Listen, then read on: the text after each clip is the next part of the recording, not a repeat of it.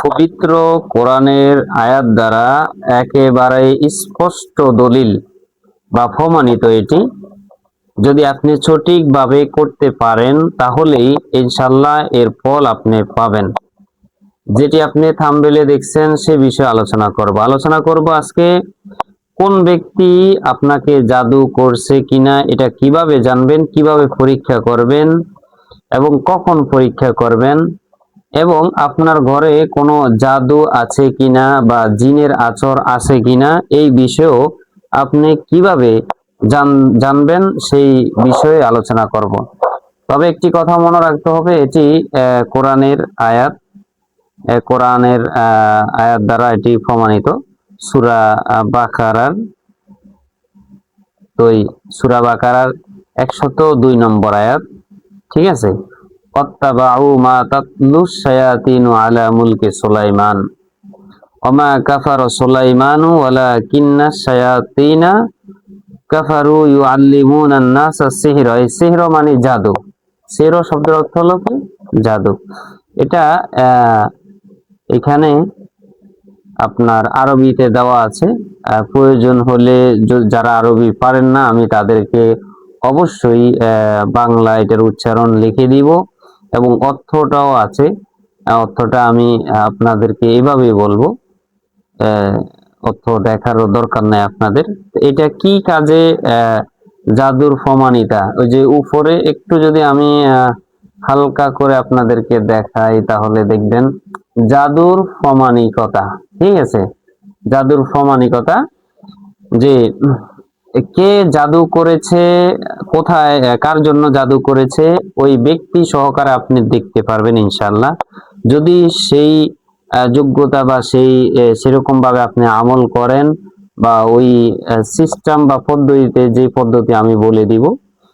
তো এটা জানবেন কিভাবে? এই যে মনে করেন আমি বলেছিলাম যে এটা দিয়া জাদু কে করছে সেটা জানা যায়। আপনি হুট করে কি করলেন, 2-1 মিনিট ভিডিও দেখলেন, দেখার পরে এরপরে আপনি বসে গেলেন, 4-5 বার পড়লেন যে ওয়াত্তাবাউ মা তাতলুশ শায়াতিনু আলা মুলকি সুলাইমান, শেষ পর্যন্ত পড়লেন, ঠিক আছে। তো ওই পড়ার পরে কি যে ফানিতে ফু দিলেন, হ্যাঁ, অথবা কারো চেহারায় ফু দিলেন, মানে নিজে নিজে।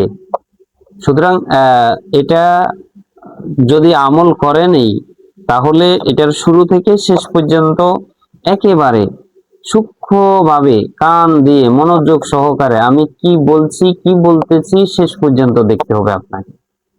এবং এমনও তো হতে পারে শেষে আমি এটার যেই কিছু খুঁটিনাটি বিষয় আছে সেগুলোর আলোচনা করবো ইনশাআল্লাহ।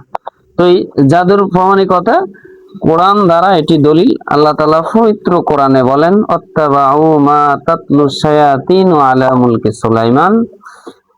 সুলাইমানের রাজত্বকালে শয়তানরা যা আবৃত্তি করত তারা তাই অনুসরণ করেছে এবং সুলাইমান কুফরি করেননি, কিন্তু সুলাইমানরাই সুলাইমানদেরকেই কুফরি করেছিলেন। কেমন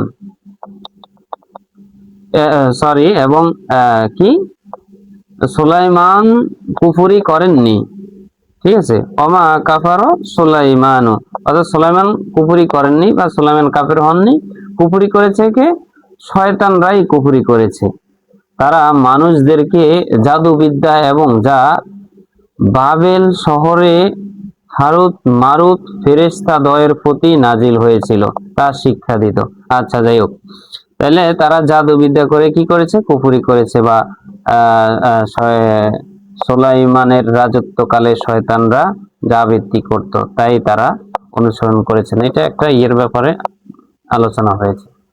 এটার ফজিলত কি? যেমন অনেক কবিরাজ যারা রয়েছেন তারা এবং অনেক ফোনার যারা রয়েছেন তারা এটা আপনি সর্বপ্রথম ওযু করবেন, পাক পবিত্র হয়ে নেবেন শরীর। একটা কথা মনে রাখবেন, আপনার আমল শুদ্ধ হওয়ার জন্য সর্বপ্রথম আপনাকে আপনার শরীর পাক থাকতে হবে এবং কাপড় চোপড় যা আপনি পরেন জামা কাপড়গুলা পরিষ্কার পরিচ্ছন্ন থাকতে হবে, পরিষ্কার থাকতে হবে বা পবিত্র থাকতে হবে। আপনি যে ওযু করেন ওযুটা সঠিকভাবে আপনাকে হইতে হবে। ওযুর যেই যে ফরজ রয়েছে এই ফরজগুলা সঠিকভাবে আদায় করবেন। এই গেল এক বিষয়, আপনাকে পবিত্র হইতে হবে। এরপরে 2 রাকাত নামাজ পড়বেন আল্লাহর সাহায্যের জন্য।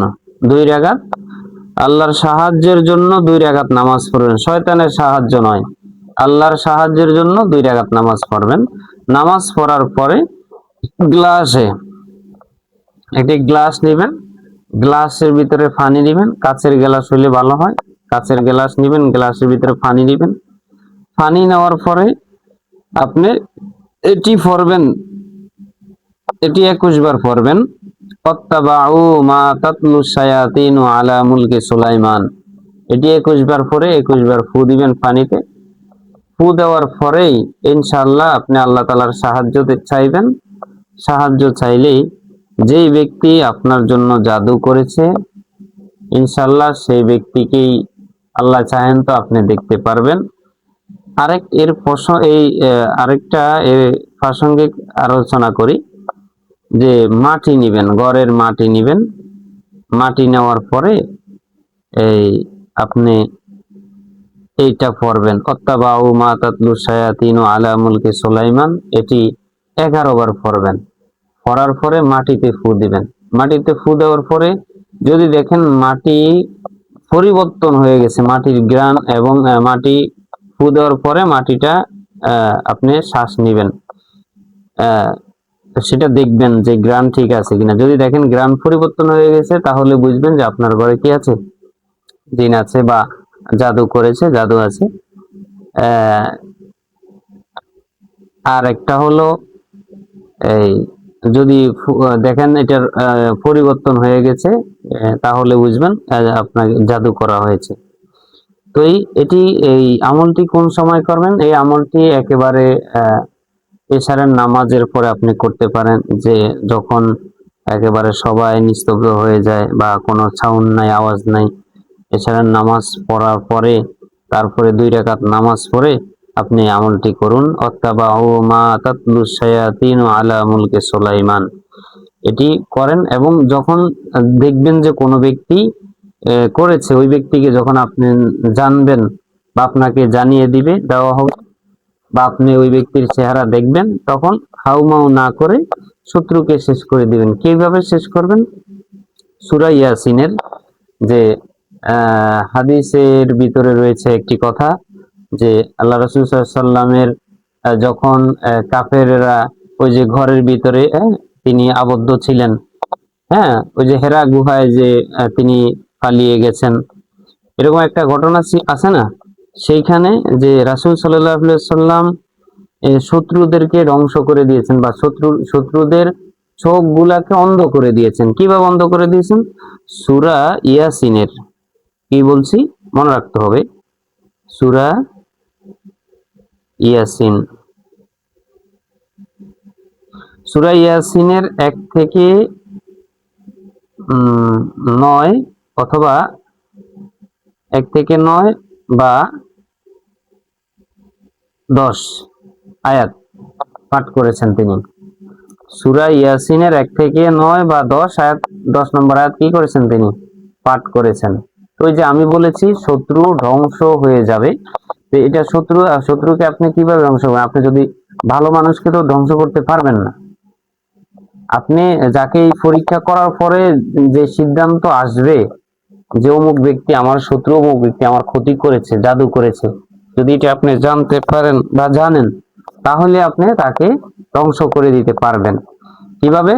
সূরা ইয়াসিনের 1 থেকে 9 নম্বর আয়াত পর্যন্ত আপনি পাঠ করবেন। পাঠ করার পরে দোয়া করবেন বা ফু দিবেন। ফু দিলে এবং দোয়া করলে বা কিছু মাটি নিবেন, মাটির গুঁড়া নিবেন, নেওয়ার পরে ওই মাটির গুঁড়াতে ফু দিয়ে ওগুলাকে ছিটিয়ে দিলে ইনশাআল্লাহ শত্রু ধ্বংস হয়ে যাবে বা শত্রু আস্তে আস্তে নিস্তব্ধ হয়ে যাবে, আস্তে আস্তে হালাক হয়ে যাবে। কথা বুঝে আসছে? ধ্বংস মানে একেবারে সে তার উপরে যে ঠাডা পড়বে বিষয়টা এরকম না। বিষয়টা হলো যে আস্তে আস্তে সে কি হয়ে যাবে, একেবারে নিঃস্ব হয়ে যাবে বা রোগাক্রান্ত হয়ে সে শেষ পর্যন্ত ধ্বংস হয়ে যাবে, আল্লাহ তাআলা তাকে ধ্বংস করে দেবে। এই জন্য শত্রুকে, তবে খবরদার কোনো মানুষকে, ভালো মানুষকে শত্রুতামি করে নাম নিয়ে কারো এইভাবে পড়ে যদি ক্ষতি করেন সেটা আপনার একান্ত বিষয়, এটা আমরা কখনো অনুমতি দেই না, অনুমতি দিব না। তবে এগুলা শুধু আপনারা যাতে খোনার বা কবিরাজের কাছে গিয়ে টাকা পয়সা না উড়ে বিভ্রান্ত না হয়ে নিজে নিজে করতে পারেন, দেখতে পারেন, সেই জন্যই আসলে এগুলা বলে দিচ্ছি বা বলি। তো এই কাজগুলা করবেন ঠিক মতনে। আর সবচেয়ে বড় কথা হলো, আল্লাহ যদি আপনার সহায় হয়, আপনার কেউ ক্ষতি করতে পারবেন না। তাই আমরা আসুন 5 ওয়াক্ত নামাজ পড়ি, আল্লাহকে বিশ্বাস করি, আমরা আখেরাতে যাইতে হবে। আমরা কারো ক্ষতি করব না ইনশাআল্লাহ, কাউকে জাদুও করব না এবং কারো ক্ষতিও করব না, ঠিক আছে? এবং কাউকে শত্রুতামি করে এই ধরনের এই কাজগুলো আমরা করব না। আল্লাহ তাআলা আমাদের সকলকে বুঝা এবং বলার এবং শোনার এবং মানার তৌফিক দান করুক। কোনো বিষয় যদি কারো জানার প্রয়োজন হয়, আমাদেরকে কমেন্ট বক্সে জানাবেন, প্রশ্ন করবেন, আমরা স্টপ বাই স্টপ সেখানে আলোচনা করে দিব বা বলে দিব কতবার পড়বেন, কোন কোন সময় পড়বেন, এগুলো তো আলোচনা করছি। বাকিটা কিছু সিক্রেট বিষয় আছে, যারা করবেন তারা আমাদেরকে নক দিবেন, তাদেরকে পার্সোনাল ভাবে আমরা জানিয়ে দেব ইনশাআল্লাহ, যাতে করে এগুলা বলা আসলে ঠিক না, ঠিক আছে? এগুলা বললেও কি হয় জানেন, যে ভালো মানুষকেও ক্ষতি করে ফেলে। এই জন্য আমরা এগুলা বলতে চাই না। তারপর আপনারা যে টাকা পয়সা উড়ান খোনার কাছে, যে কবিরাজের কাছে গিয়ে, সেই জন্য খুঁটিনাটি দুই একটা বিষয় বলতে হয় বা বলি। তো যারা এই কাজ করবেন বা শিখবেন, আমাদেরকে আলাদাভাবে নক করলে আমরা হোয়াটসঅ্যাপ নাম্বার দিলে সেখানে শিখিয়ে দিব A to Z ইনশাআল্লাহ। ধন্যবাদ। আসসালামু আলাইকুম ওয়া রাহমাতুল্লাহি ওয়া বারাকাতুহু।